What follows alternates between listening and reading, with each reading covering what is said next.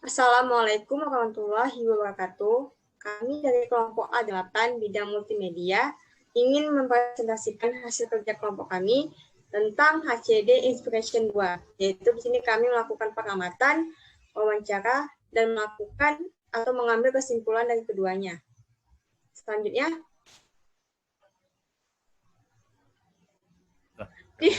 Bentar. Kamu oke.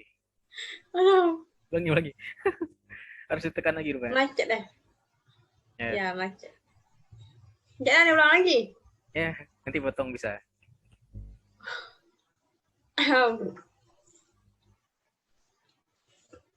Oke. Assalamualaikum warahmatullahi wabarakatuh. Kami dari kelompok A8 bidang multimedia ingin mempresentasikan hasil kerja kelompok kami tentang HCD Inspiration 2, di mana di sini kami melakukan pengamatan dan wawancara, lalu mengambil kesimpulan dari keduanya. Lanjut. Sebelumnya, perkenalkan anggota dari kelompok kami, yaitu ada Ginda Ar-Rahman, Rika Melani, saya sendiri, dan ada Yulita. Selanjutnya, sebelum masuk kepada topik, mari kita lihat subjudul apa saja yang akan dibahas. Yang pertama yaitu pengamatan, yang kedua wawancara, dan yang ketiga adalah kesimpulan. Sebelum masuk kepada pengamatan, kita harus melihat dulu bagaimana latar belakang ataupun kasus korban tenggelam di sungai, yang dimana kasus ini lebih banyak difokuskan atau banyak kejadian itu terutama kepada anak-anak. Nah, anak-anak di sini memiliki faktor utamanya yaitu di mana tidak adanya pengawasan dari orang tua dan mereka suka kelalaian apabila mandi ataupun bermain di sungai. Maka kasus-kasus ini itu telah banyak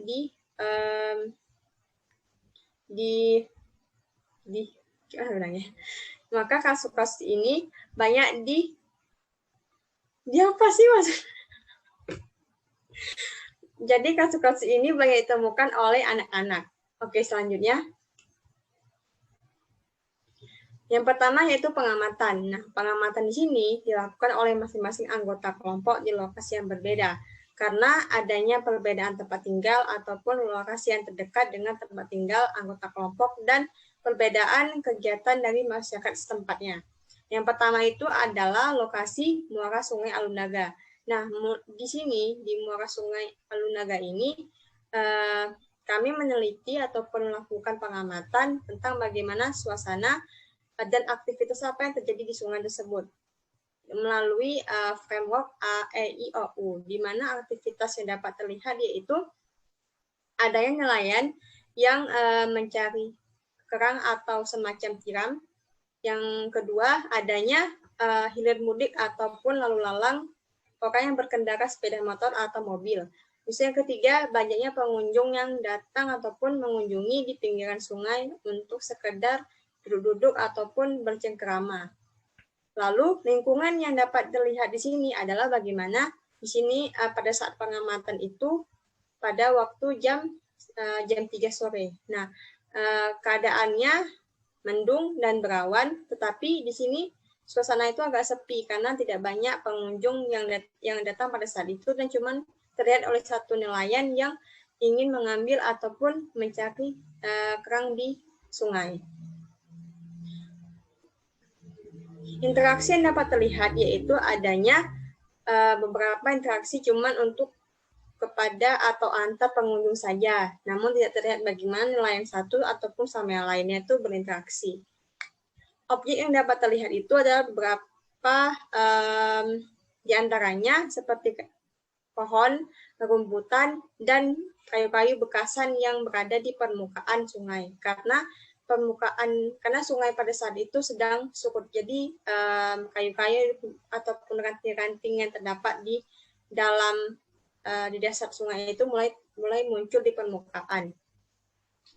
Untuk user ataupun pengguna yang terlihat di sini adalah cuman nelayan dan beberapa pengunjung saja. Oke, selanjutnya akan dilanjutkan oleh teman saya.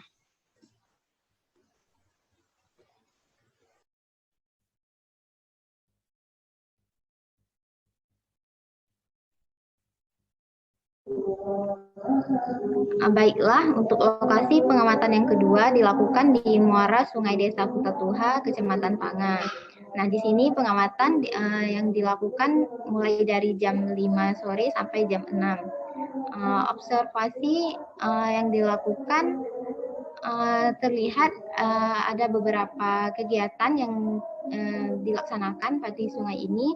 Yang pertama ada nelayan yang menjala ikan menggunakan jala, kemudian ada pemancing yang memancing di tepi sungai, ada anak-anak yang main air, kemudian ada juga beberapa pengunjung yang duduk berbincang-bincang di gubuk dekat muara sungai. Nah, di sini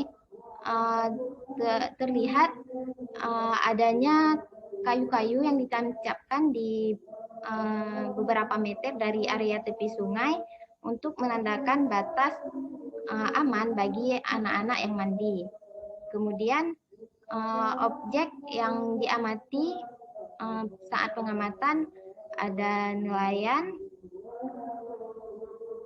user yang diamati di sini ada nelayan, ada pemancing, ada anak-anak, dan ada pengunjung. Kemudian cuaca yang terjadi pada sore hari pengamatan sedikit mendung dan gerimis. Selanjutnya akan dilanjutkan oleh anggota berikutnya. Kegiatan dari sungai tersebut. Yang pertama, saya menemukan pengunjung duduk di sungai. Yang kedua, untuk interaksi pengunjung adalah dengan anak-anaknya. Selanjutnya untuk environment atau environment yang ditemukan adalah berawan dan sunyi. Untuk selanjutnya objek yang ditemui adalah objek pepohonan, buku tulis, dan pulpen. Dan terakhir untuk usernya ditemui adalah untuk pengunjung dan anak-anaknya. Selanjutnya akan dibahas oleh anggota lain.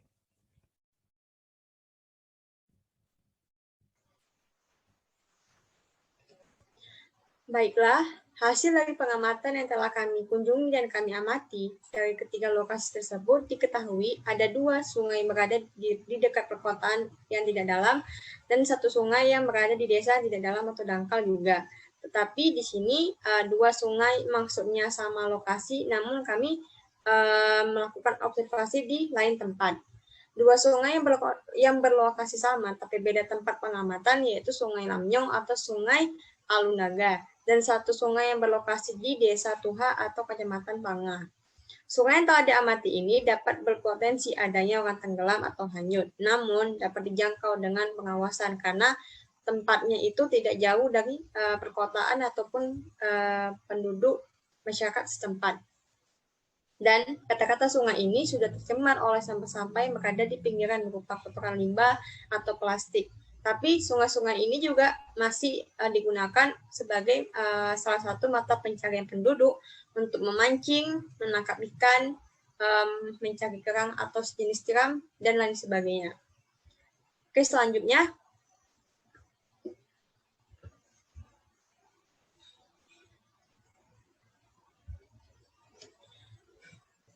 Yang subjudul yang kedua yaitu wawancara. Nah, di sini masing-masing anggota tim juga melakukan wawancara setelah pengamatan dengan 1 atau 2 orang narasumber yang dipilih dengan tujuan untuk mewawancarai isu mengenai orang yang tenggelam di sungai. Antara lain sebagai berikut. Yang pertama, ada narasumber 1. Di sini narasumbernya dilakukan secara langsung. Di sini wawancaranya itu dilakukan secara langsung di muara Sungai Alunaga. Kenapa dipilih narasumber ini? Karena berada dalam suatu lokasi yang sama, di mana ketika melakukan pengamatan, di situ ada narasumber yang kebetulan bisa untuk diwawancarai.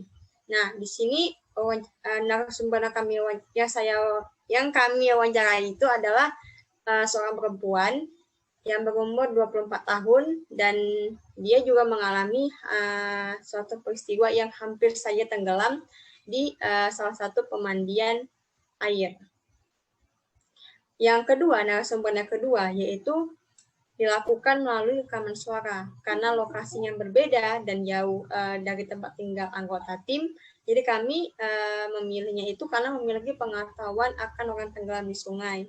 Tapi dia tidak memiliki pengalaman secara langsung, cuman mengetahui beberapa hal tentang bagaimana penyelamatan melalui tim SAR atau menyelamatkan diri sendiri, terutama ataupun melihatnya itu bersumber dari berita ataupun pengalaman orang lain. Nah, di sini yang kami wawancarai itu adalah seorang perempuan juga yang berumur 21 tahun, berlokasinya itu tinggalnya di Desa Aludaya Tengoh, di Lampase, Kota Banda Aceh. Oke, selanjutnya. Baik, untuk narasumber yang ketiga, jadi wawancaranya dilakukan secara langsung di muara Sungai Desa Kutatuha. Wawancara tersebut dipilih karena kebetulan ada di lokasi muara sungai dan mempunyai waktu luang untuk dapat diwawancarai. Kemudian narasumber ketiga ini juga hampir pernah mengalami kejadian tenggelam dikarenakan beliau yang tidak bisa berenang. Nah, untuk narasumber yang keempat juga dilakukan secara langsung di muara Sungai Desa Kutatuha.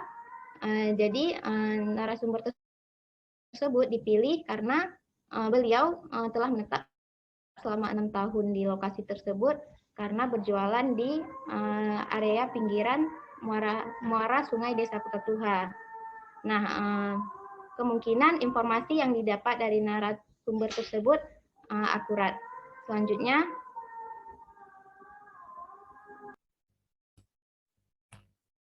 Oke, untuk narasumber yang terakhir dilakukan wawancara secara langsung di Sungai Muara Lamnyong. Dipilih dikarenakan berada pada lokasi yang sama. Dan narasumber tersebut telah mengalami juga kejadian hampir tenggelam. Oke, untuk selanjutnya dilanjutkan untuk hasil wawancara. Jadi pengetahuan yang kami dapat dari beberapa narasumber, yaitu pengetahuan akan tenggelam orang di sungai yang cukup banyak masih peka terhadap keselamatan. Selanjutnya untuk respon yang diberikan yaitu respon yang dapat membantu dalam observasi isu terkait orang tenggelam di sungai. Tanggapan yang kami temui saat wawancara yaitu yang wawancara tersebut tanggapannya berupa positif dan memberikan dukungan akan ide pengembangan inovasi. Sarana yang kami terima adanya ketepatan waktu untuk memberitahuan mengenai adanya orang tenggelam di sungai kepada tim SAR. Selanjutnya kesimpulan. Jadi setelah kami melakukan pengamatan dan wawancara, dapat ditarik beberapa kesimpulan, diantaranya yang pertama, pengamatan yang dilakukan di 2 lokasi, yaitu muara Sungai Alunaga atau Lamnyong dan muara Sungai Desa Kutatuha, dapat berpotensi adanya orang tenggelam di sungai. Yang kedua, wawancara yang telah dilakukan menghasilkan beberapa tambahan untuk konsep dari alat pendeteksi orang hanyut di sungai yang akan kami kembangkan, kemudian berupa adanya ketepatan waktu agar tim SAR dapat menyelamatkan korban secara tepat waktu.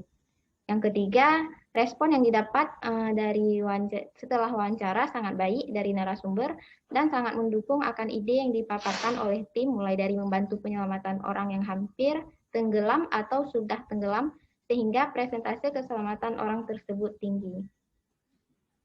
Selanjutnya, sekian dari kami. Terima kasih. Wassalamualaikum warahmatullahi wabarakatuh.